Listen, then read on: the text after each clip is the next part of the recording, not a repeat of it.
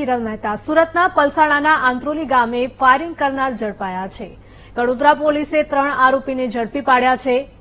આરોપી કાર્તિક, રોહિત અને તેજસને ઝડપી પાડવામાં સફળતા મળી છે। મુખ્ય આરોપી દુર્ગેશ અને પ્રવીણ હજુ પણ પોલીસ પકડથી દૂર છે, જેમને પકડવા માટે પોલીસ દ્વારા ચક્રો ગતિમાન કરવામાં આવ્યા છે।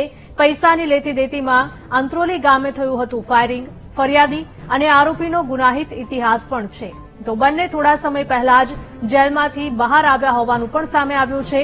પોલીસે ફરાર આરોપીને શોધવાની તજવીજ હાથ ધરી।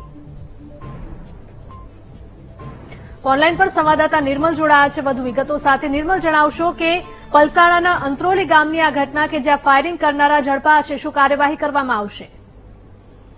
કે જે અંત્રોલી ખાતે ફાયરિંગ કરવાના જે 5 આરોપી હતા તેમાંથી પોલીસે 3 આરોપીને ઝડપી પાડ્યા છે અને જે મુખ્ય આરોપી ફરાર છે દુર્ગેશ અને પ્રવીણ તેને પકડવાની તજવીજ હાથ તો વડોદરા પોલીસ કરી રહી છે। સાથે જિલ્લા એલસીબી પણ આ બંને આરોપીને પકડવા માટે કંટ્રોલ મહેનત કરી છે। ખાસ કરીને પલસાણા તાલુકાના કડોદરા પોલીસ સ્ટેશન હદમાં અંત્રોલી જે ગામ આવેલું છે ત્યાં મધ્યરાત્રિએ ફાયરિંગની ઘટના બની હતી અને આ ફાયરિંગમાં સદનસીબે કોઈને ઈજા થઈ ન હતી, પરંતુ જે પ્રમાણે ફાયરિંગ થયું હતું અને ઘટનાની જાણ થતાં જ પોલીસ ઘટના સ્થળે પહોંચી હતી અને જે ફાયરિંગ કરનારા જે આરોપીઓ હતા ફાયરિંગ કરીને ત્યાંથી ફરાર થઈ ગયા હતા। પોલીસે તેઓની તજવીજ હાથ ધરી હતી, જેમાં કડોદરા પોલીસે જે આરોપી હતા કાર્તિક, રોહિત અને તેજસને ઝડપી પાડવામાં સફળતા મળી હતી। જ્યારે મુખ્ય આરોપી જે દુર્ગેશ અને પ્રવીણ છે તે પોલીસ પકડથી હજુ પણ દૂર છે, પરંતુ આ જે ફરિયાદી અને આરોપીઓ છે બંનેઓનો ગુનાહિત ઇતિહાસ છે, કારણ કે આ ફરિયાદી અને આરોપી થોડા સમય પહેલા જ